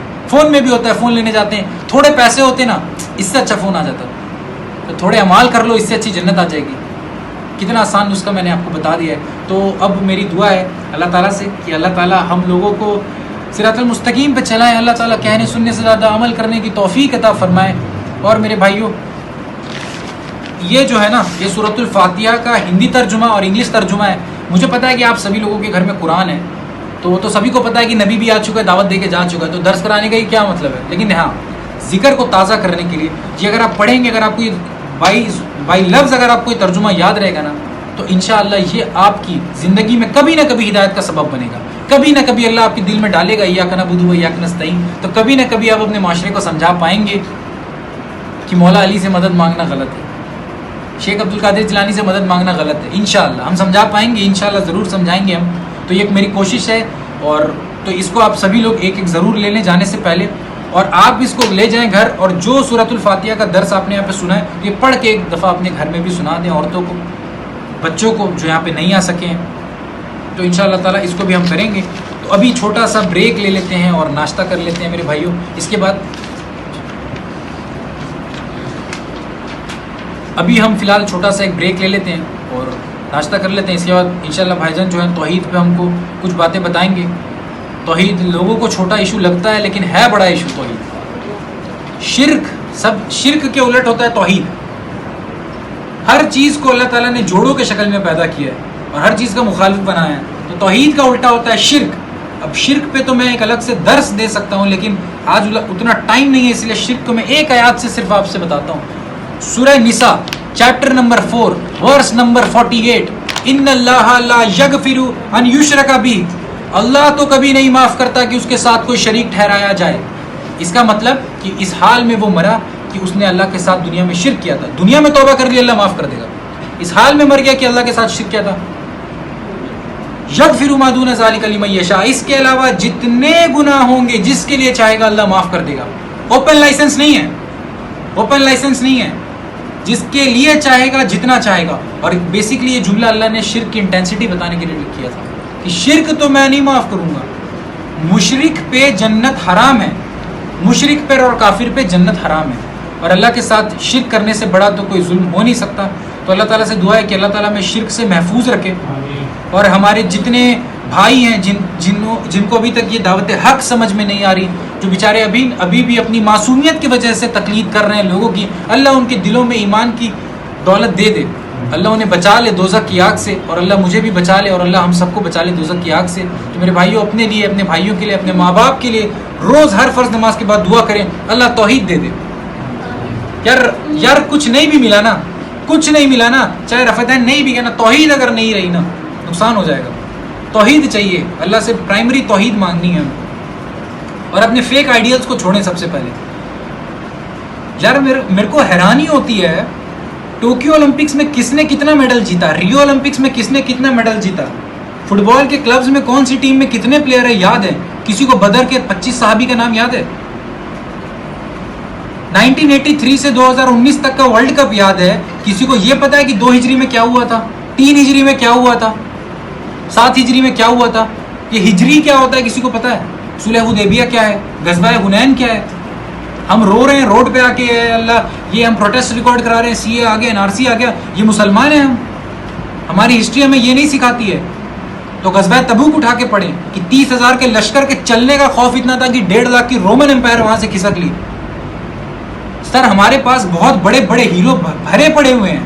یہ بالی ووڈ کی فلموں میں جو مسلمان حکمرانوں کا جو غلط فیس دکھایا جاتا ہے، اور مسلمان اس تھیٹر میں بیٹھ کے سیٹی بجا رہا ہوتا ہے، واہیات فلموں میں جہاں پہ مسلمان رولرز کو دکھایا جاتا ہے کہ ان کے غلط کام، اس کو ہم اپریشیٹ کرتے ہیں۔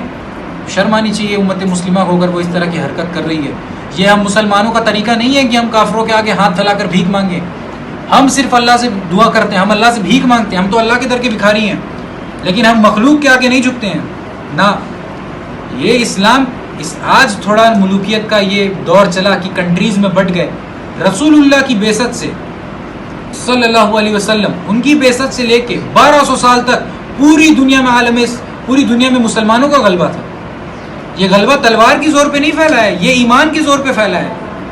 اس فوج کو تم کیسے ہراؤ گے جو آئی مرنے کے لیے ہے؟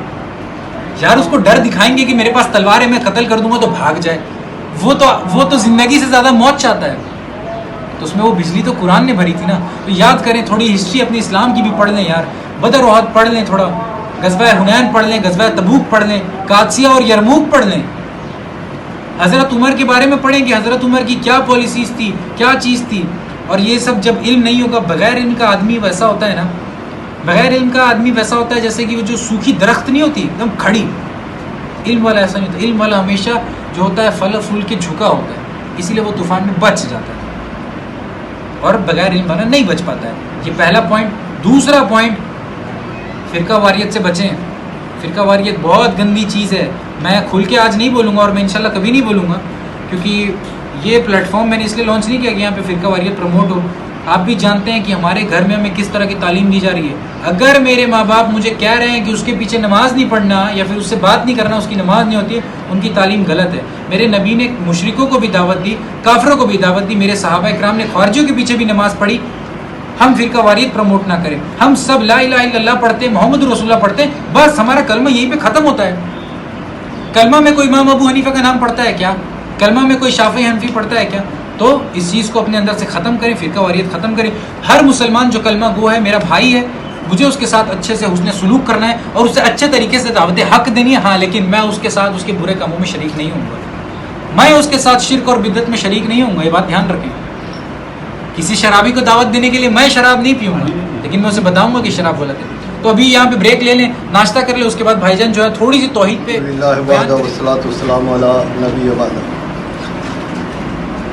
دین خدا کے دو ہی اصول، حکم خدا اور حکم رسول، اور دو ہی چیزیں واجب القبول، اطیع اللہ و اطیع الرسول. یہ مختصر سے تعریف میں نے آپ کے سامنے کلمے کی شعر کے انداز میں کر دی ہوں. لا الہ الا اللہ جس کی دعوت تمام انبیاء کرام لے کر آئے. وَلَقَدْ بَعَثْنَا فِي كُلِّ أُمَّةٍ رَسُولًا أَنِ اعْبُدُوا اللَّهَ وَاجْتَنِبُوا الطَّاغُوتَ. ہم نے جتنے بھی انبیاء دنیا میں بھیجے ان کا ایک ہی مقصد تھا کہ لوگ مقصد کائنات کو سمجھ لیں، مقصد آب حیات کو سمجھ لیں، مقصد زندگی کو سمجھ لیں. اور مقصد زندگی کیا ہے؟ قولوا لا الہ الا اللہ، کہ زمین کی پستی سے اٹھو اور آسمان کی بلندی سے رشتہ جوڑ لو. زمین کی پستی سے اٹھو اور آسمان کی بلندی سے رشتہ جوڑ لو. فاصدع بما تؤمر واعرض عن المشرکین، اور توحید کا مسئلہ کھل کر بیان کرو، کسی کی پرواہ نہ کرو. اگر توحید کا مسئلہ بیان کرتے وقت لوگوں کی پیشانیوں پر پڑی ہوئی شکن ہم کو ناگوار گزرتی ہے تو اللہ فرماتا ہے کہ تو پھر تم زمین میں گھس جاؤ یا آسمان میں چڑھ جاؤ، ہمیں کوئی پرواہ نہیں. یہ توحید کو سمجھا صحابہ نے، یہ توحید کو سمجھا صحابہ نے. اور اس توحید کو جب آدمی سمجھ لیتا ہے، اس توحید کو جب آدمی سمجھ لیتا ہے تو پھر وہ اپنی جان کی پرواہ نہیں کرتا، وہ اپنے مال کی پرواہ نہیں کرتا، وہ اپنے آل کی پرواہ نہیں کرتا. اس لیے نبی صلی اللہ علیہ وسلم نے کہا جنت دیکھ کر آئے ہو؟ کہا آقا جنت کیسی؟ کہا جنت سے حسین کوئی شے نہیں، لیکن راستہ کانٹوں سے بھرا، راستہ تکلیفوں سے بھرا، راستہ مصیبتوں سے بھرا. جبرائیل علیہ السلام نبی صلی اللہ علیہ وسلم کو لے کر گئے، جنت کو دیکھے، بولے جو جنت کے بارے میں سن لے اور جان لے پھر وہ جنت میں بھلا جانے سے انکار کیسے کرے گا؟ تو اس کے بعد اللہ نے جنت کو مصیبتوں سے ڈھانک دیا، پریشانیوں سے ڈھانک دیا، تکلیفوں سے ڈھانک دیا. اور اس کے بعد کہا کہ اب دیکھو، تو بولے اب تو شاید کوئی جا ہی نہیں پائے. تو اسی طریقے سے یہ دنیا جو جیسے ماں کے پیٹ میں بچے کو دنیا کی بات سمجھ میں نہیں آتی. ماں کے پیٹ میں بچے کو اگر اس کے ابا بولے کہ دیکھو تمہارے لیے لیپ ٹاپ ہے، جھولا ہے، پلنگ ہے، تو اللہ اگر اس کو قوت گویائی دے دے تو وہ کہے گا کہ یہاں تو کروٹ بدلنے کی جگہ نہیں ہے، اور دیکھو یہ اتنی بڑی بڑی ہانک رہے. ٹھیک اسی طریقے سے جو آدمی امریکہ نہیں گیا ہے، جو آدمی باہر ودیش میں نہیں گیا ہے، وہ آدمی کو اگر ہم یہاں آ کر بولیں گے کہ یار وہاں 100 منزلہ عمارتیں ہیں، وہاں 106 منزلہ عمارتیں ہیں، تو وہ بولے گا سالہ یہاں 3 منزلہ کے بعد ہی ہمت ٹوٹ جاتی ہے، تو 106 اور 100 کیسے بنے گی؟ تو جو چیز نظروں سے اوجھل ہے وہ اس پہ آدمی ایک ایمان نہیں لاتا. اسی طریقے سے جنت ہم نے دیکھی نہیں ہے، دوزخ ہم نے دیکھی نہیں ہے، لیکن ہم نے اقرار کر لیا لا الہ الا اللہ محمد الرسول اللہ، کہ اب ہم دنیا میں جو بات اللہ جو کہہ دے وہ مان لیں گے، جو رسول اللہ کہہ دے وہ مان لیں گے. تو اللہ کی بات اور رسول کی بات اگر مان لی ہے تو وہ سارے غیب پر ہم کو ایمان لانا پڑے. جیسے ماں کے پیٹ سے باہر بچہ آتا ہے تو پھر اس کو ہوتا ہے کہ ارے ہاں سب کچھ ہے. جب آدمی یہاں سے امریکہ جاتا ہے تو سوچتا ہے سب کچھ ہے. مر کے جب آدمی جنت میں جائے گا پھر بولے گا اے کاش. یوما یعز الظالم علی یدیہ یقول یا لیتنی اتخذت مع الرسول سبیلا. ظالم اپنے ہاتھوں کو چبائے گا اور کہے گا کہ اے کاش میں نے رسول کی راہ لی ہوتی. یوم تقلب وجوہہم فی النار. جب ان کے چہرے آگ میں الٹ پلٹ کیے جائیں گے تو کہیں گے کہ کاش میں نے اللہ اور اس کے رسول کی راہ لی ہوتی. تو یہ موقع دنیا کیا ہے؟ دنیا ہمارے لیے ایک امتحان گاہ ہے. مثال کے طور پہ ایک اسٹوڈنٹ کو اپنی اسکول کی تیاری کے لیے، ایگزام کی تیاری کے لیے سال بھر کا وقت ملتا ہے کہ سال بھر میں پڑھائی کر لے. تو جو بندہ سال بھر پڑھائی کرتا ہے، تیاری کرتا ہے، تو وہ امتحان سے نہیں ڈرتا. تو اسی طریقے سے جو بندہ اس زندگی میں اس زندگی کی تیاری کرتا ہے، وہ موت سے ڈر سکتا؟ موت کا خوف ہی نہیں ہوتا ہے. تو جو ایمان جن کا پکا ہوتا ہے کہ مرنا تو ہے، کوئی سڑک کے نیچے آ کے مر جاتا ہے، کوئی اسپتال میں تڑپ کے مر جاتا ہے، کوئی بیماری میں کی چپیٹ میں آ کے مر جاتا ہے، لیکن بہترین موت کون سی ہے؟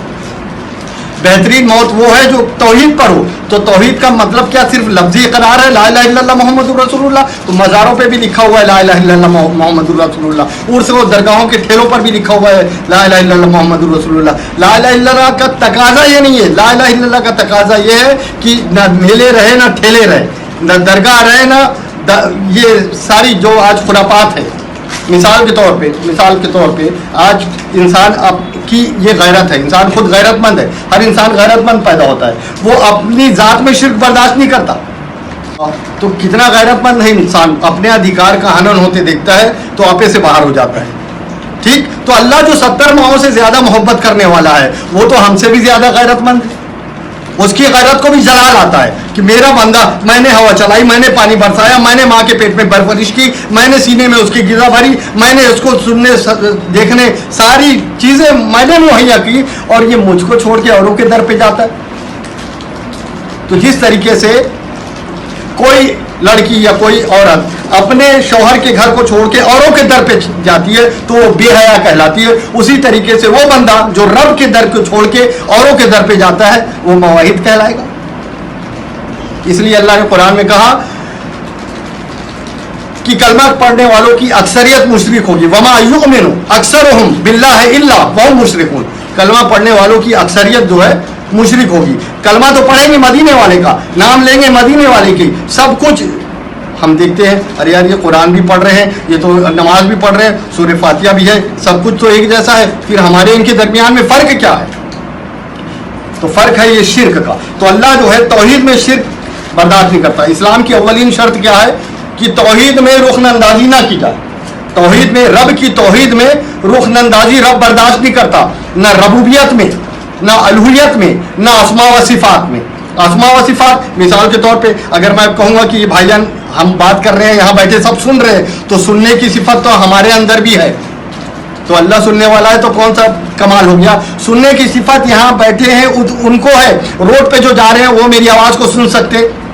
تو اس کا سننا کیسا ہے؟ اس کی سمع و بصر ادراک سے دور ہے، وہ بیک وقت سب کی سنتا ہے. تو اللہ اپنی اس صفت میں کسی غیر کو برداشت نہیں کرتا. تو اسماء و صفات میں بھی اللہ کسی کو برداشت نہیں کرتا. اب بولیں گے کہ یار یہ ہمارا حاجت روا ہے، مشکل کشا ہے، یا غوث ہے، یا جو بھی ہے، تو ہم ایک دوسرے کو بھی مدد کے لیے پکارتے ہیں، تو ہماری مدد کرنے والا ہوا تو پھر یہ بھی شرک ہو گیا.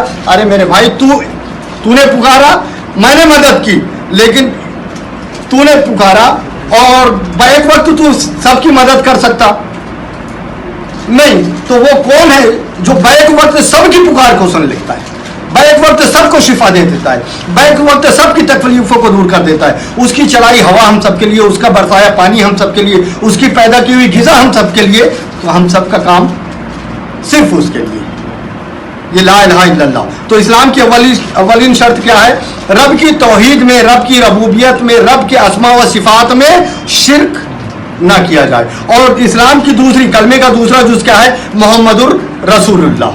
محمد صلی اللہ علیہ وسلم کی رسالت، محمد صلی اللہ علیہ وسلم کی شریعت، محمد صلی اللہ علیہ وسلم کا ضابطہ حیات، یہ وہ شخصیت ہے جس کی پیدائش سے لے کے وفات تک کا ایک ایک لمحہ محفوظ کر دیا گیا. کیوں؟ لقد کان لکم فی رسول اللہ اسوۃ. ساری کائنات کے لیے اسوہ اور نمونہ آئیڈیل اگر کوئی ہے تو محمد الرسول اللہ، جو گناہوں سے پاک، جو گناہوں سے معصوم، جس کے اشارے پہ چاند کے 2 ٹکڑے ہو گئے، جس کا کلمہ کنکر پتھر بھی پڑھ لے، جس کی انگلیوں کو انگلیوں سے جس اللہ نے چشمے جاری کر دیے، وہ شخصیت تمہارے لیے آئیڈیل ہے، نمونہ ہے، جس کی زندگی کا ایک ایک لمحہ، ایک ایک گوشہ محفوظ کیا گیا، ایک ایک لمحہ. تو ہم اپنے لیے آئیڈیل، اپنے لیے نمونہ، اپنے لیے اسوہ، اپنا رہنما، اپنا مارگدرشک، اپنا آئیڈیل وہ صرف محمد الرسول اللہ صلی اللہ علیہ وسلم. ہم نے صرف کلمے میں یہی 2 چیز کا اقرار کی ہے، لا الہ الا اللہ، اللہ کی توحید کا اقرار. اب شرک کی نفی، جو توحید کا اقرار کرتا ہے لیکن شرک کی مذمت نہیں کرتا، شرک کی تائید کرتا ہے، شرک کی حمایت کرتا ہے، وہ کلمے میں سچا پکا نہیں. اور جو شخص محمد الرسول اللہ کا اقرار کرتا ہے اس کے بعد محمد صلی اللہ علیہ وسلم کی رسالت میں شرک کا ارتکاب کرتا ہے. کس طرح؟ کلمہ تو مدینے والے کا پڑھتا ہے لیکن بات کسی اور کی تسلیم کرتا ہے. کلمہ نبی کا پڑھتا ہے لیکن بات کسی اور کی تسلیم کرتا ہے. کہا میں تو کلمہ تو نبی کا پڑھ رہا ہوں لیکن جب نبی کی حدیث رکھی جاتی ہے، مثال کے طور پہ ابھی بھائی نے ہمارے پڑھا لا صلاۃ لا الہ، کوئی معبود نہیں الا اللہ، سوائے اللہ کے، لا صلاۃ، کوئی نماز نہیں، لمن لم یقرأ بفاتحۃ الکتاب، جس نے اپنی نماز میں سورہ فاتحہ کو نہیں پڑھا. اب ہم بولے کہ نہیں، امام ابو حنیفہ کے نزدیک یا جو بھی اپنے تو ہم اتخذوا احبارهم ورهبانهم اربابا من دون اللہ والمسیح ابن مریم، تو پھر ہم انہی لوگوں کے مصداق ہو گئے جن کے بارے میں اللہ نے قرآن میں کہا کہ انہوں نے اپنے عالموں اور درویشوں کو اپنا رب بنا لیا ہے، حالانکہ ان کو میری عبادت کا حکم دیا گیا. جیسے عیسیٰ ابن مریم، یعنی عیسائیوں نے جیسے عیسیٰ کو بنا لیا ویسے آج کے علماؤں کو بنا لیا. اللہ قرآن میں کیا فرماتا ہے؟ افحسب الذین کفروا ان یتخذوا عبادی من دونی اولیاء، اور انہوں نے کیا سمجھ رکھا ہے میرے سوا میرے بندوں کو کارساز بنانا کوئی نیک کام ہے. یعنی بندوں کی کارسازی سے، بندوں کی بندگی سے قرآن نکال رہا ہے اور رب کی بندگی سے تم کو جوڑ رہا ہے، رب کی بندگی سے تم کو جوڑ رہا ہے. تو ہم رب نے جو نازل کیا، اتبعوا ما انزل الیکم من ربکم، اتباع کرو اس کی جو رب نے نازل کیا، ولا تتبعوا من دونہ اولیاء، اس کے علاوہ کسی بزرگ کی تابعداری، کسی بزرگ کی تابعداری نہیں چلے گی. اب قرآن جیسے اسلام کی بنیادی ارکان کتنے ہیں؟ 5 ہیں. صلوا خمسکم، صوموا شہرکم، وادوا الزکاۃ اموالکم طیبۃ بانفسکم، اور کیا ہے؟ اطیعوا ذا امرکم. ٹھیک، سب سے پہلی 5 نمازیں پڑھو، رمضان کے روزے رکھو، مال ہے تو زکوٰۃ دو، اپنی نفس کو گناہوں سے پاک کرو اور اپنے امیر کی اطاعت کرو. اب لا طاعت لمخلوق فی معصیت الخالق، خالق کی اطاعت کرنا ہے، امیر کی اطاعت کرنا ہے، لیکن اللہ کی نافرمانی میں امیر کی اطاعت بھی جائز نہیں. اب امیر عمرہ جو ہوتا ہے، جو حاکم، جو تمہارے اوپر اختیار رکھنے والا، اختیار باپ بیٹے پہ اختیار رکھتا ہے، شوہر بیوی پہ اختیار رکھتا ہے، بھائی بھائی پہ اختیار رکھتا ہے، پارشد محلے پہ اختیار رکھتا ہے، کلیکٹر ضلع پہ اختیار رکھتا ہے، پرائم منسٹر پورے دیش پہ اختیار رکھتا ہے. یہ اختیار والے ہیں نا، یہ بااختیار لوگ ہیں نا. اب ان کی اختیار کی باتیں ہم کو وہی ماننا ہے جس میں خالق کی نافرمانی، اگر خالق کی نافرمانی میں کوئی بھی اختیار والا اگر ہم کو حکم دے تو اس کی اطاعت جائز نہیں. لا طاعت لمخلوق فی معصیت الخالق. اور کیا بولا؟ طیبۃ بانفسکم، اور اپنی نفس کو گناہوں سے پاک رکھو. اب ہم بولے کہ یار معاشرہ ہی ایسا ہے، لوگ کھلے عام بے پردہ ایسے جا رہے ہیں، آ رہے ہیں، کالجوں میں پڑھ رہے ہیں، ہوٹلوں میں جا رہے ہیں، کتنا نگاہوں کی حفاظت کرو. نہیں، طیبۃ بانفسکم، نگاہیں جھکا کے رکھو، دلو جا بچا دو نگاہوں کی حفاظت، کیونکہ اس سے ہی آپ کے دل میں نور آئے گا، اس سے ہی آپ کی عبادت میں لذت آئے گی، اس سے ہی فرشتے آپ کے لیے دعائیں کریں گے. سب سے پہلی چیز کیا ہے؟ نگاہوں کی حفاظت. اور کیا ہے؟ رمضان کے روزے رکھنا. روزہ انسان کے لیے بہت ضروری ہے کیونکہ وہ جسم کی زکوٰۃ ہے اور مال کی زکوٰۃ پیسہ ہے. اور پہلی چیز کیا ہے؟ صلوا خمسکم، 5 نمازیں پڑھے. اب یہ 5 چیزوں پہ جو عمل نہیں کرتا یا 4 پہ کرتا ہے 1 پہ نہیں کرتا تو پاس ہوگا، فیل ہو جائے گا. 5 سبجیکٹ کا پیپر ہے، ایک میں فیل ہو گیا تو 5 میں فیل کہلائے گا. تو اللہ سے دعا ہے کہ اللہ جو ہے ہم کو صحیح معنوں میں توحید پہ قائم اور دائم رکھے. اور یہ پیغامی سلسلہ جو یہاں چالو ہوا ہے، اللہ اس میں خیر و برکت نازل کرے اور اس پروگرام کا آغاز کرنے والے کو، اس کو چالو کرنے والوں کے گھروں میں بھی اللہ توحید کی باتوں کو استقامت کے ساتھ اس پہ جمنے کی توفیق عطا فرمائے.